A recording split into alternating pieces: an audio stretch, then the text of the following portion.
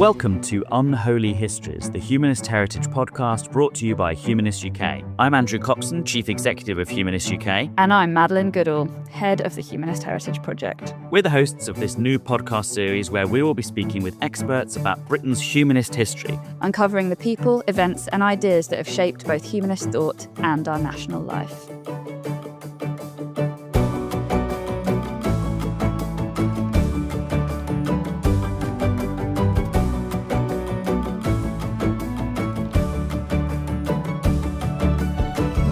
In the aftermath of two world wars, a new vision for humanity began to take legal shape, one grounded in shared dignity, freedom, and cooperation across borders.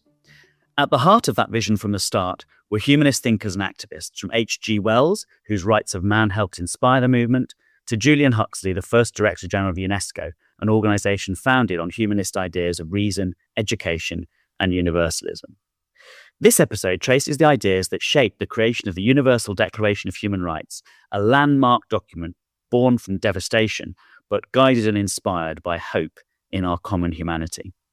We're going to look at how the Universal Declaration came to be, why it still matters, and what challenges lie ahead for the universal ideals that it enshrines.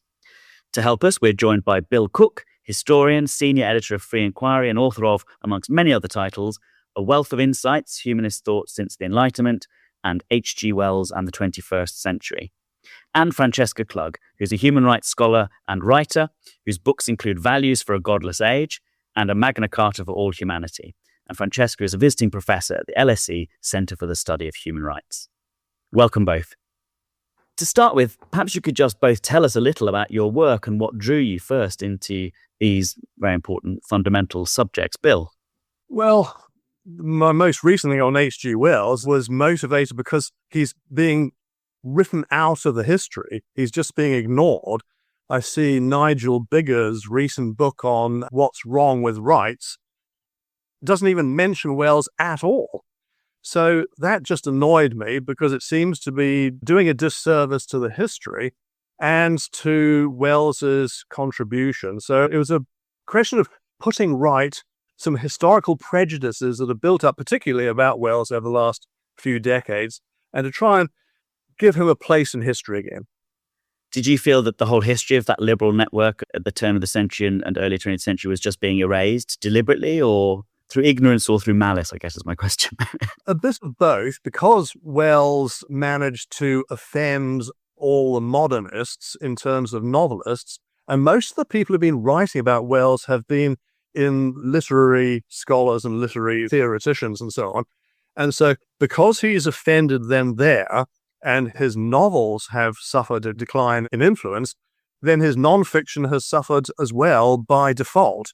And that's been the problem. So it's a question of trying to see that I don't really care whether his novels are particularly well read or satisfactory within the modernist canon.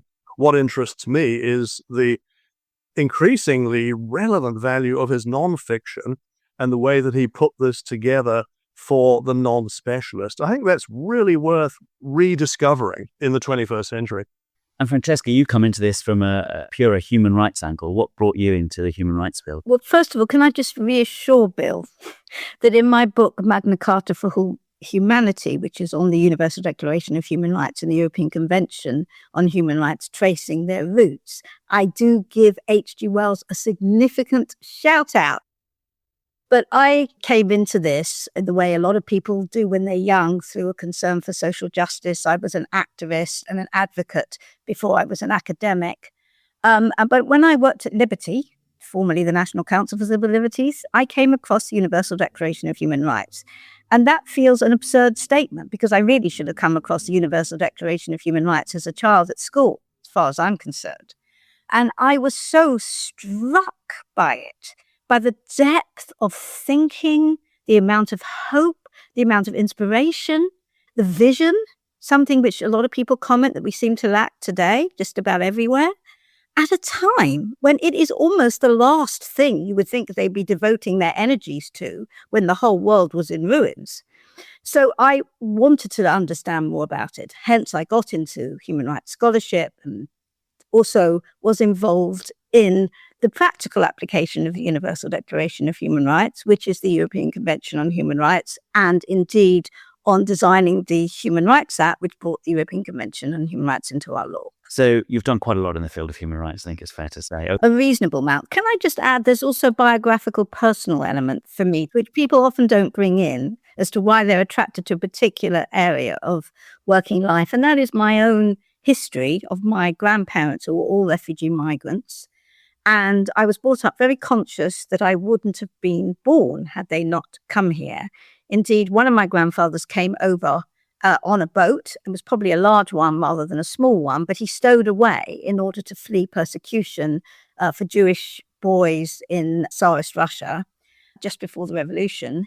And so I identify very much with the global and humanist elements of the project for human rights. Well, let's start then there with the Universal Declaration, because perhaps for listeners less familiar, we can start with you, Francesca, just sketching out for us what exactly is the Universal Declaration and why was it such a landmark moment as you've described that it was?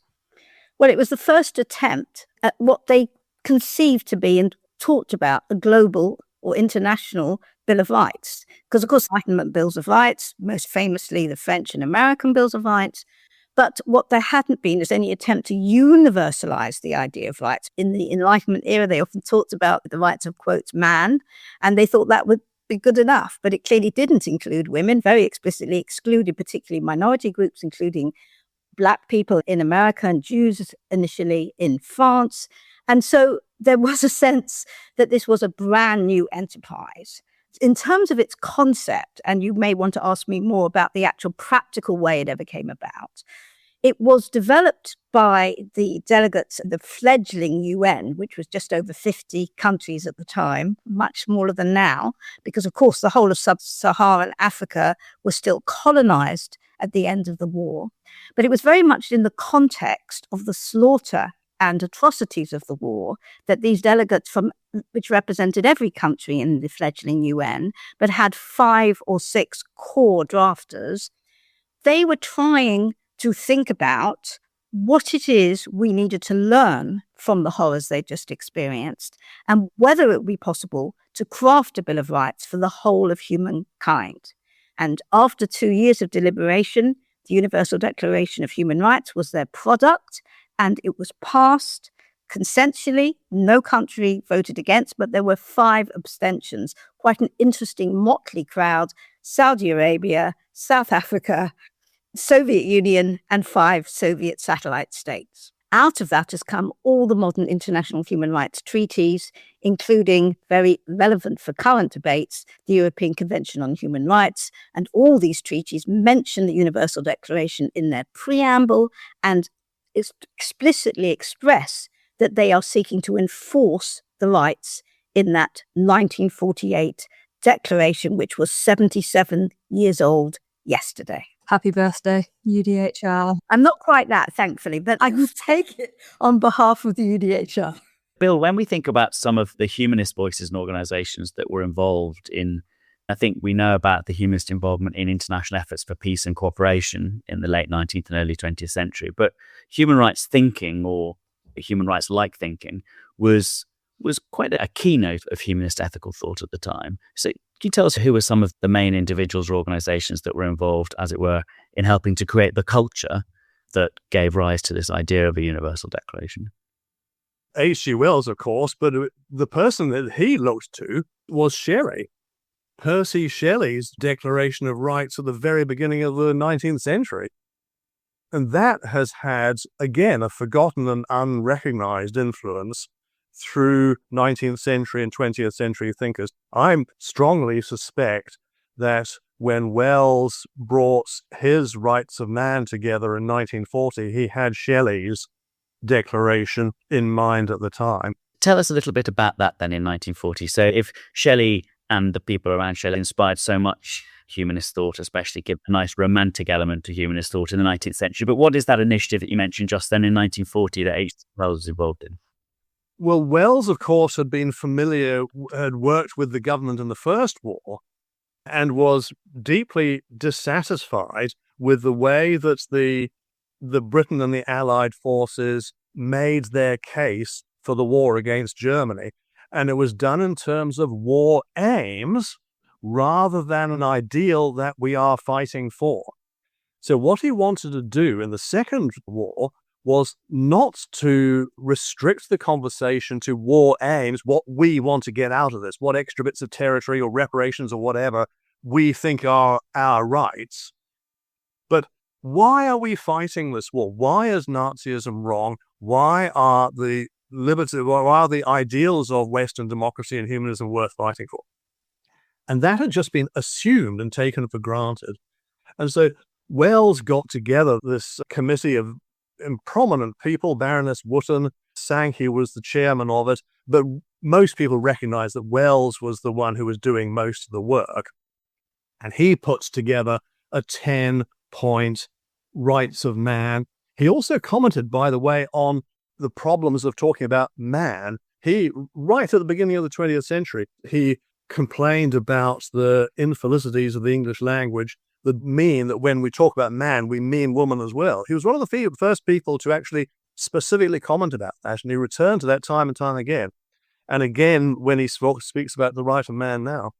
So he was the one who saw the need for putting up a flag of why we're fighting Nazism, why Nazism is wrong, and why, more than just a utilitarian set of war aims, this is why we are fighting. This is why we feel the need to go through the privations of the years ahead. Remember, he's writing this at the end of 1939. Neville Chamberlain is still Prime Minister. It's unclear the war will even carry on for very long. And that maybe even Britain will do some abject Munich II type surrender. So he was very much a voice crying in the wilderness at this time. Just thinking, for anybody who doesn't know H.G. Wells full stop for anything, not everybody will necessarily be aware of him as a writer, never mind a kind of human rights thinker, writer, advocate, all of the above. So I'm just wondering, where did this come from for Wells? Because the 1940 declaration, he died in 46, didn't he? So it's quite towards the end of his life. So what had life been up to then? How did he get to this point? Well, we know Wells because of his scientific romances, science fiction is now called, The Invisible Man and War of the Worlds and so on. But after that, he wrote more social fiction, didn't he? Things like Tono Bungay. But after the First World War, that's when he wrote The Outline of History, and then followed up by A Short History of the World. And that remains the best-selling historical work of the 20th century. Professional historians hate him to this day because of his success. A.J.P. Taylor said, even though he sneered at what Wells was about, he acknowledged that Wells's Outline of History was the most important book that he wrote, and that Taylor read as a very young man.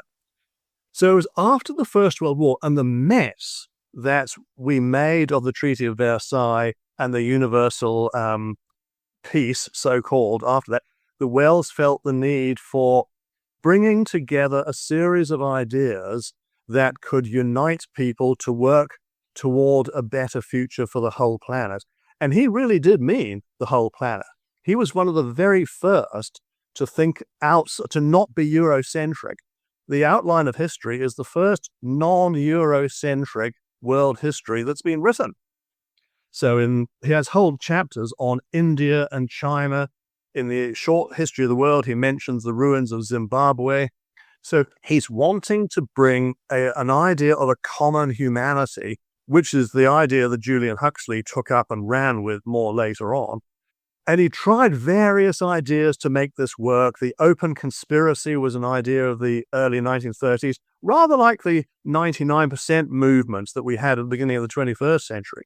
Let's say a little bit about the open conspiracy, because again, that'll be something that people aren't familiar with. So this was a call that H.G. Wells put out to other liberals and humanists, mostly humanists, who were leading various progressive causes. And he was basically saying, let's all work together in an open conspiracy to make a freer, better world. Yes. He was suspicious of people being told what to do by finger-wagging elites in the way that we would understand that in the 21st century.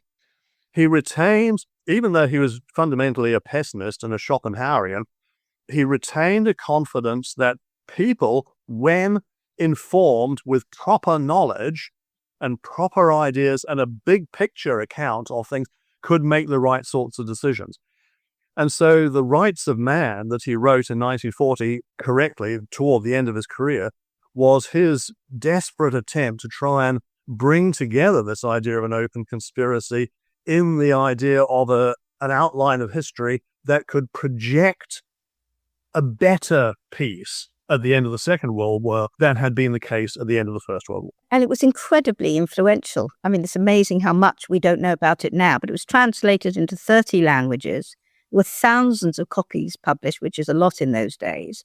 And of course, it influenced his good friend, Franklin D. Roosevelt, President of America, with his famous 4 essential freedoms: freedom of speech and worship, and from want and fear, because H.G. Wells included economic and social rights in his Rights of Man, which again was another innovation. And as you said, Bill, the following year, the protection of human rights was included as an official war aim, which was astonishing, really, and perhaps lacking now in many contexts we can think of. Yes, I think Eleanor Roosevelt is the absolutely vital conduit here, because Wells knew the Roosevelt family. He had a standing invitation to visit the White House when he was in the United States, which he made full use of, as well was Wells's wont. And you're right, the Atlantic Charter and the 4 freedoms that were FDR's initiative to set the tone for the war, I think it's very hard to see that Wells wasn't a significant influence in those, let alone the development later on of the Universal Declaration of Human Rights. Well, I think the assumption is that he was. However, it was still a very big struggle to get the Universal Declaration of Human Rights to be drafted. People shouldn't think it was all done and dusted. Of course, Franklin D. Roosevelt was dead by then. The UN Charter, as initially drafted as in the famous San Francisco Conference, didn't include any references to human rights. The NGOs had to lobby to have the references added. There were about 7 in the end. And even then, there was no commitment to draft an International Bill of Rights, as they called it. That was a subsequent struggle after the UN was founded. But eventually, the UN Human Rights Commission was established. When I say eventually, this is all a fairly short period, but it felt to the NGOs and the lawyers who'd lobbied, some of whom had lost many relatives in the war, it felt like a very long struggle to them because they kept being knocked back. But in the end, the UN Commission met and it deliberated for 2 years, and the Universal Declaration of Human Rights was the result. And as I say, I think Eleanor Roosevelt's role there was absolutely pivotal. Who was chair of the Human Rights Commission, which drafted the bill. But there were 5 main drafters, it should be said. Tell us a bit more about them, Francesca, and also elaborate a bit more about the challenges that were faced in the drafting. People make different claims for the Universal Declaration of Human Rights. And one is, and you could assume this from our conversation so far, that it was basically an extension of Enlightenment values exported to the world. But it really wasn't as straightforward as that. There was a lot of debate when it was being drafted. The delegates took it so seriously that I think half the time they forgot they were delegates of particular states. For example, the Soviet delegates were amazingly engaged and very interesting. But then, of course, they were instructed to abstain. But the challenges really revolved around what it was they were trying to do. So there was some of the drafters, and I would include Eleanor, as you said, she was a humanist. P.C. Chang, the famous Chinese Confucian, I think described himself or was described as a Confucian humanist. That's right, yeah. Very much wanted to develop the Enlightenment ideas of individual freedom, tolerance, secularism, rationality. But other drafters, and in particular, Dr. Charles Malik, who was a Lebanese Christian, and René Cassin, who was a kind of secular Jew, but nevertheless very influenced by his Jewish heritage, very much saw this as a moral document, which actually Eleanor came to agree with. But in the process, they very much wanted to make the point that the human rights derive from God, or more specifically from biblical texts, that human beings are born in the image of God, that famous biblical statement, or love thy neighbor as thyself, or in what's called the Old Testament, you respect the strangers because we were strangers once. I think that's in there 36 times. They wanted to make the point that these ideas were part of the mix in developing the UDHR. And I think it is more honest to describe the UDHR as an incredible alchemy of ideas and philosophies that arrived at a common consensus, that you didn't need to put in or write God or nature, which, by the way, the Enlightenment Bills of Rights, ironically, did summons. The American Declaration of Independence talks about the Creator. The French Assembly talks about God. They avoided it. There was a vote on an amendment to add a reference to God, and it was lost. They didn't talk about natural rights. The consensus they came to through their alchemy of faiths and belief systems and national origins and indeed experiences was to say that our common humanity, or as the preamble at the very beginning puts it, of common human family that we're all in, is enough to justify the idea of fundamental rights.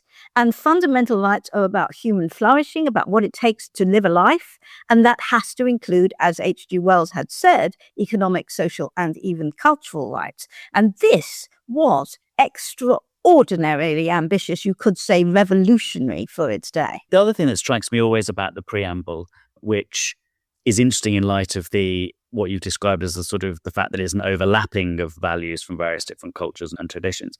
The other thing that always strikes me about the preamble is how practical it is. It said, because all these bad things have happened, this is why we need this declaration. So it doesn't quite circumvent the idea of where all this really comes from and are there natural rights and everything else, but it's really clear that this is the alternative to the terrible things we've seen. That pragmatic dimension is really strong, I think.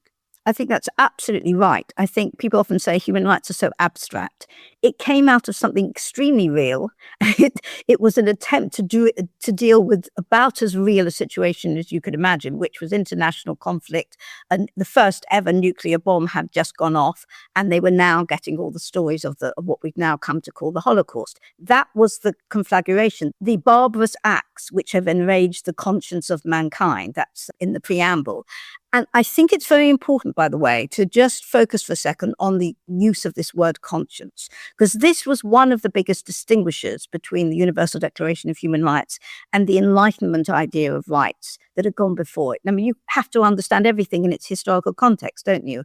But emphasizing reason and science was, of course, the big Enlightenment achievement of its time. But for the drafters of the Universal Declaration of Human Rights, the emphasis on reason and science hadn't all turned out that well. And they wanted to add a new concept into the mix, which was conscience. And their argument was that human beings have the capacity to reason, and they also have the capacity to empathize. And one without the other can lead to very bad results. And so that was their big addition, and is the root to the term dignity, which is scattered throughout the Universal Declaration, which indeed is one of the roots to economic, social, and cultural rights. You can't live a dignified life if you don't have the wherewithal to live. This was a feature of Wells's rights too. He was very conscious of the fact that people need to read and need access to knowledge and education. Reason isn't just some natural thing that we all have and use intelligently and impartially. It can easily be manipulated. Wells is not a rationalist in that pejorative, almost caricature sense at all. And so he was very anxious at all times that people have open access to education and that criticism be one of the crucial components of any free society. And the enjoyment of rights involves educated use of criticism of one another in a civilized way. And it's interesting because the creation document or the founding document of UNESCO talks about how war is created in the minds of men. And so peace has to be created in the minds of men as well. And it's very rooted, isn't it? And that exact idea that education, knowledge, and then, as Francesca says, allied with the compassion, the imagination that we get also through those things, the understanding of each other and a more universal sense of that human family all comes in together. Yeah, Julian Huxley tended to downplay the influence that Wells had on him, but I think it's not unreasonable to see an influence of Wells from the time they worked together with The Science of Life, statements like that when Huxley was in charge of UNESCO.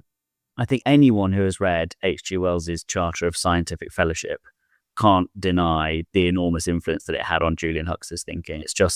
It might as well be the UNESCO Charter. And the concepts are there, the words are there. I wanted to ask a question about universalism. It seems obvious because obviously it's right there in the title of the document, but we shouldn't skip it over. This is a really big deal. This is a really big claim. And we were talked about, and I think it's also one of the areas where the humanist element is more obvious. One of the things H.G. Wells said, as we were talking about earlier, was that he said, people of all races throughout time, all over the world, have all contributed to our understanding of the universe. He wrote a universal history. And he meant it.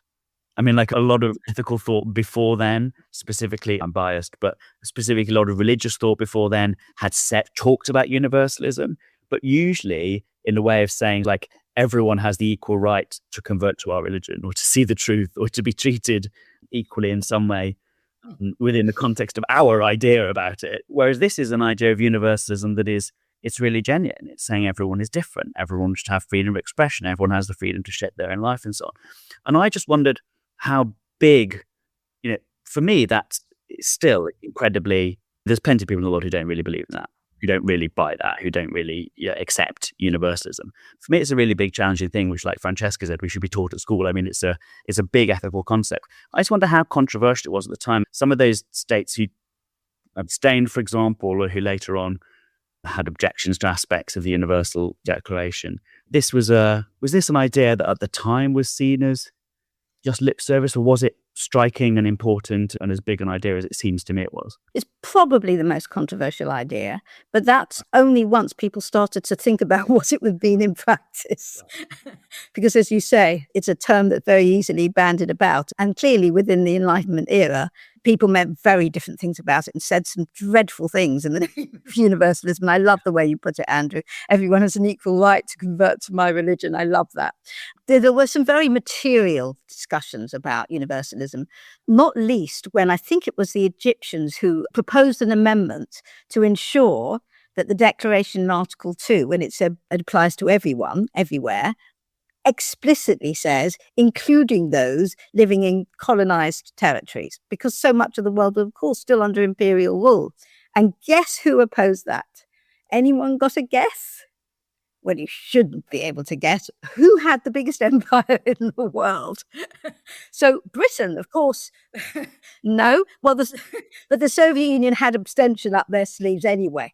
So Britain objected. Britain, who had made us a lot of lectures about how we were the font of all democracy, and indeed why you didn't need this amendment, because of course it applies to everyone, specifically a bit like men, of course applies to women as well. It was that kind of tenor of debate, but they lost the vote. And it does explicitly say, which is a tremendously important thing in its time, that it applied to everywhere. And indeed, in the 1970s, when the other two arms of the International Bill of Rights had been drafted and ratified, which is the International Covenant on Civil and Political Rights and the International Covenant on Economic and Social and Cultural Rights, which, unlike the Universal Declaration, are drafted as legal documents. They don't have a court, unlike the ECHR, but they are, if you like, quasi-judicially enforced through a UN committee.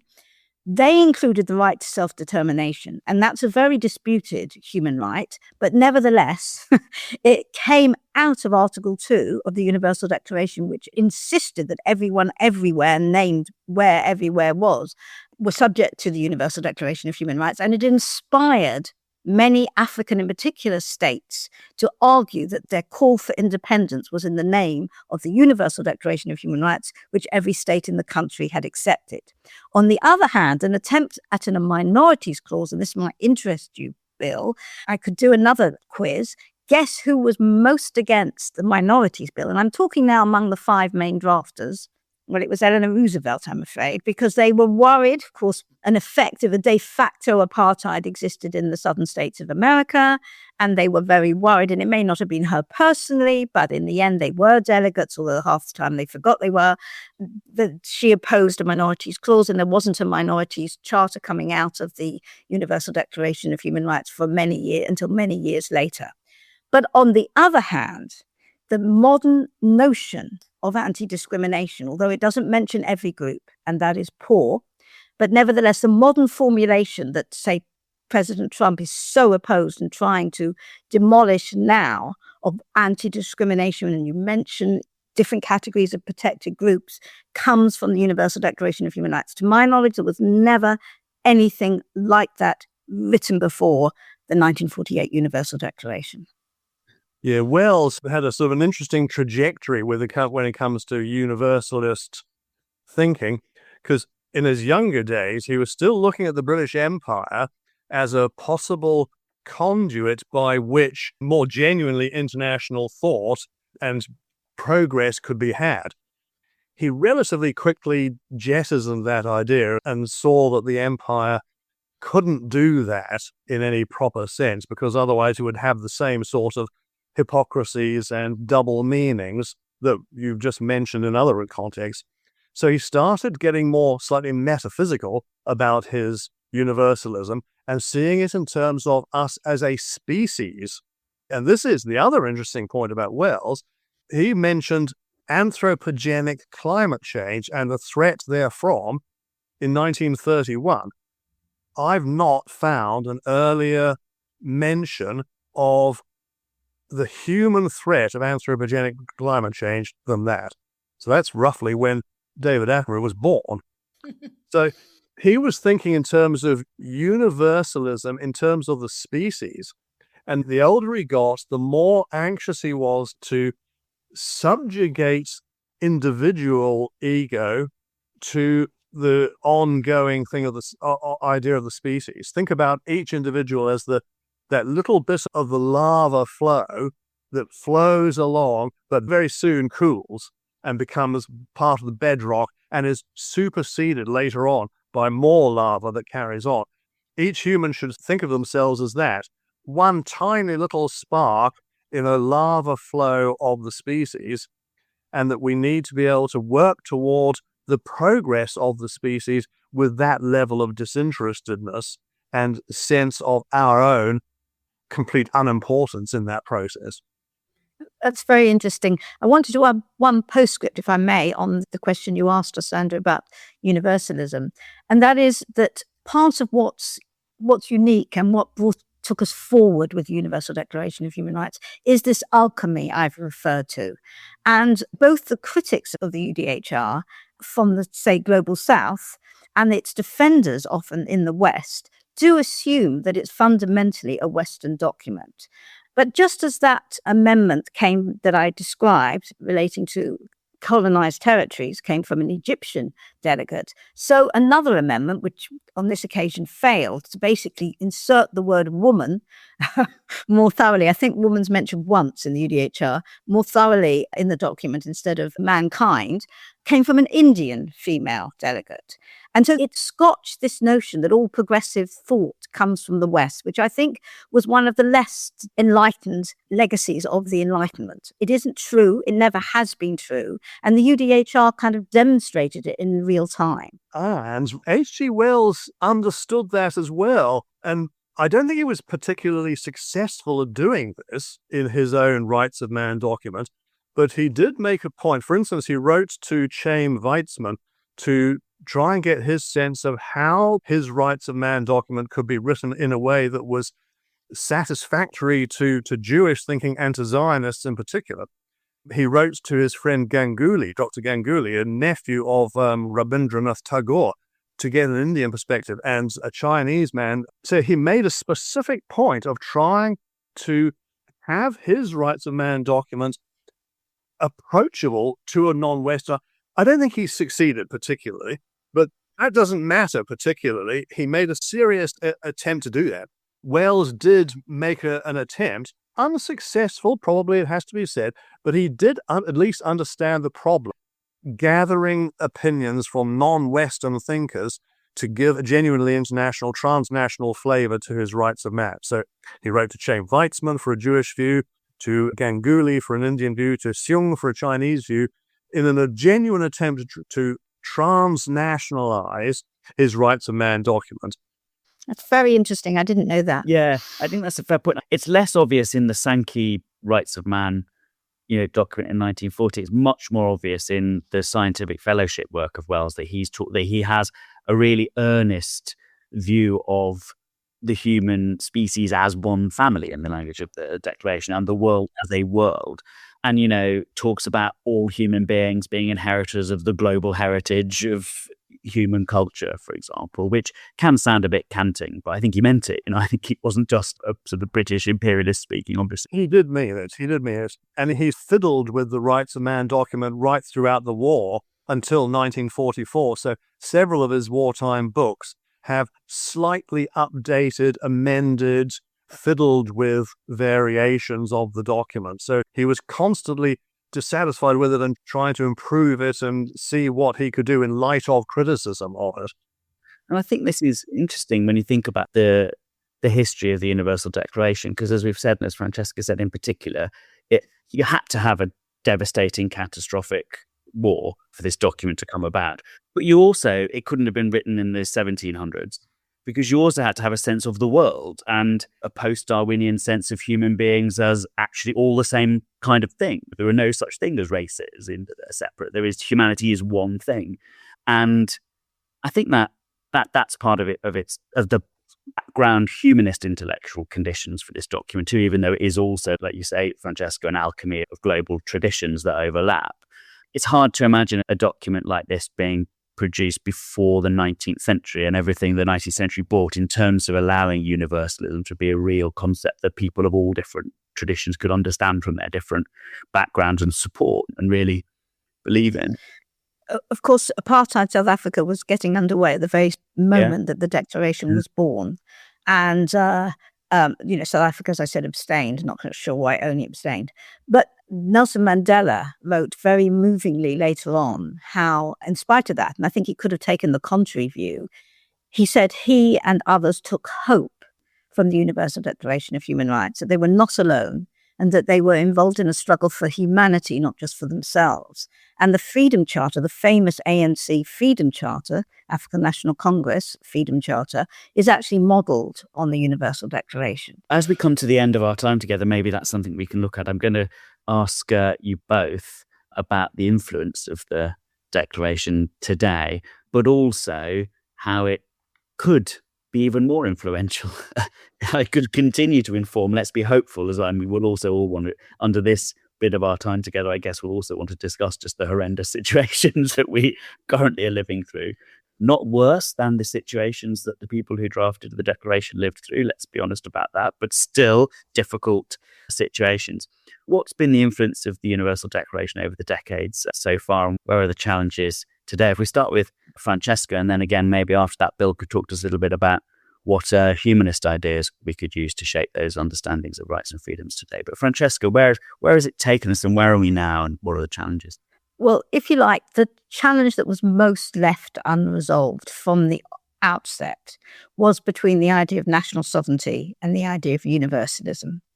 There was a sort of unspoken but not addressed contradiction between the UN Charter itself, which of course emphasized national sovereignty and the right to national sovereignty, and the Universal Declaration of Human Rights, which, although it requires states to actually uphold, it is states that enforce the Universal Declaration of Human Rights, theoretically, or at least the rights that have come out of the Universal Declaration of Human Rights, nevertheless has inbuilt into it an accountability of national state to a higher value system, which then gets reproduced in law to the international covenants that I mentioned that became the other two legs of the International Bill of Rights, and regional human rights treaties that are literally come out of the Universal Declaration of Human Rights and acknowledge that in their preamble, like the European Convention on Human Rights. And this tension between national sovereignty and the acceptance that states should be accountable to a higher law when the chips are down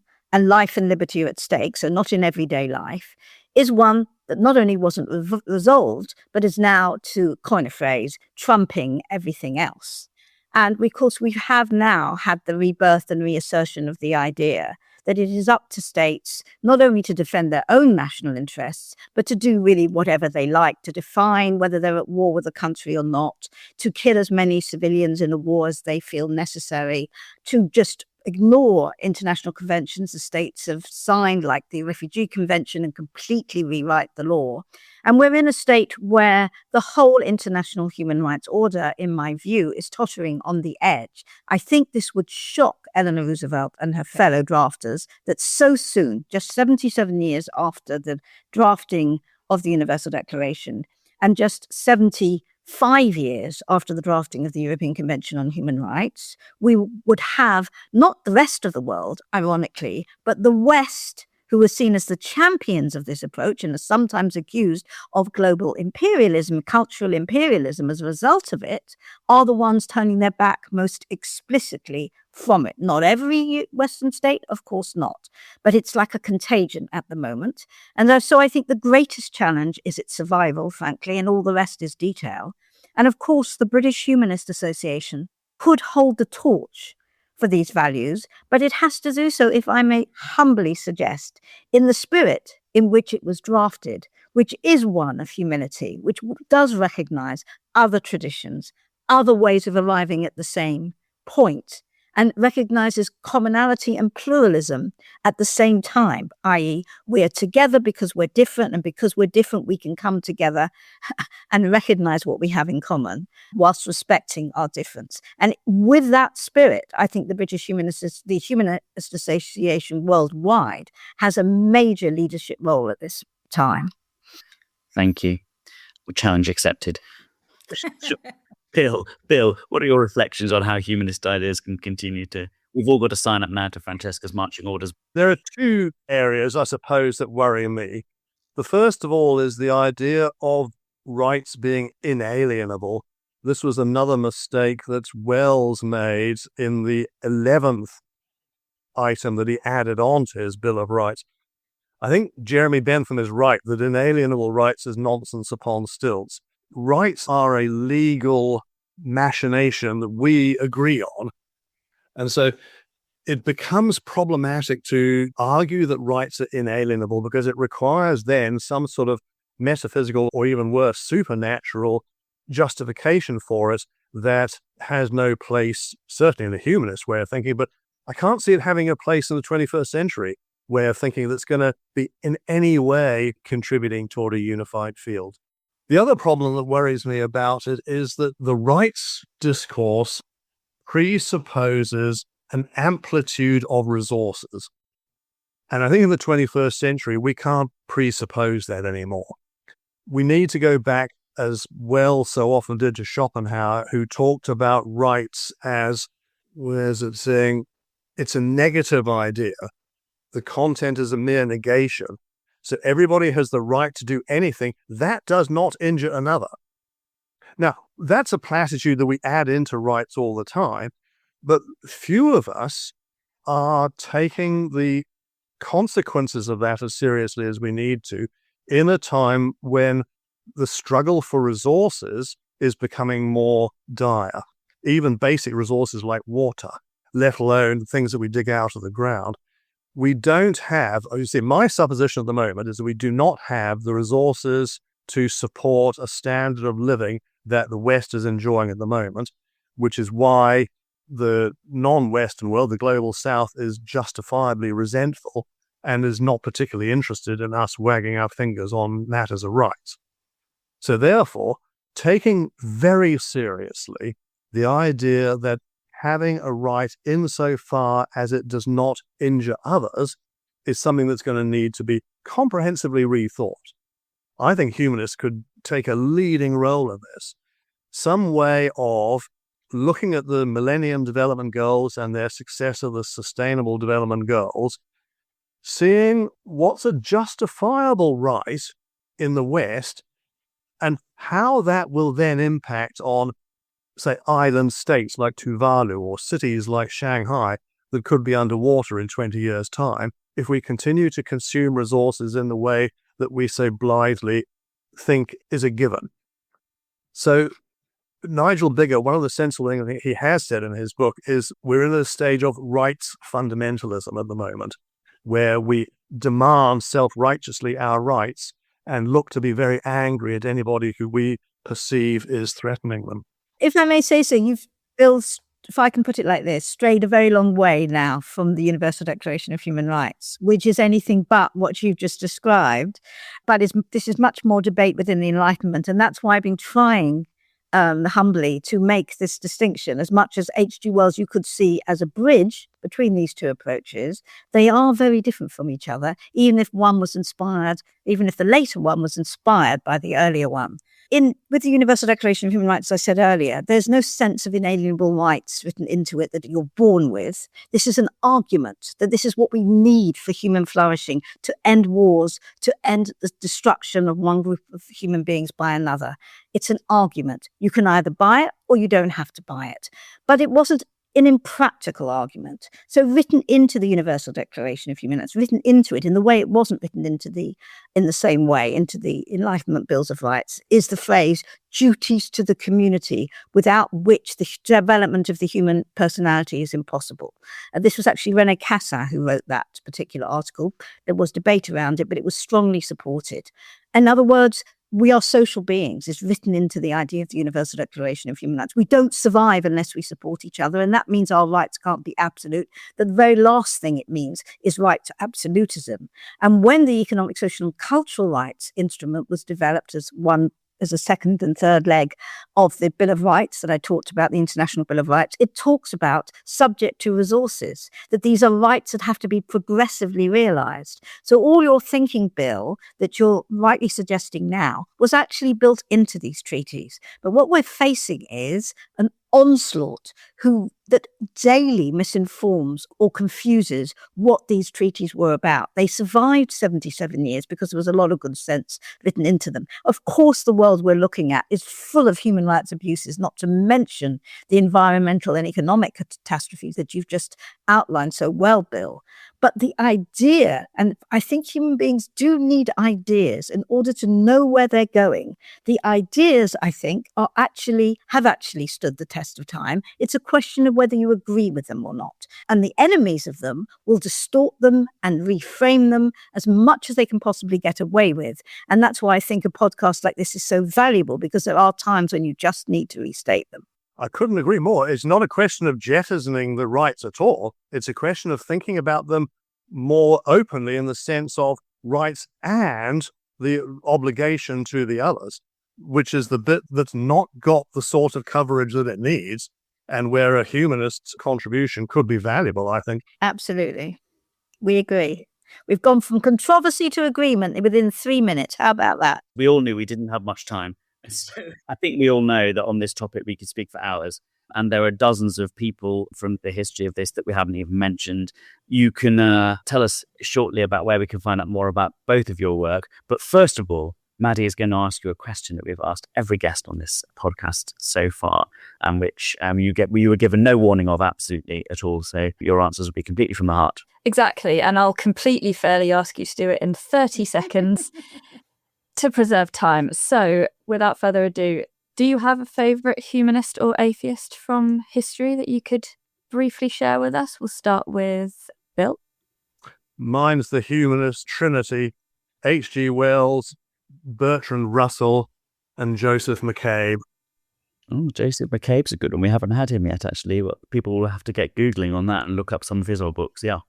Or read Bill's book, indeed, on Joseph McCabe. Francesca?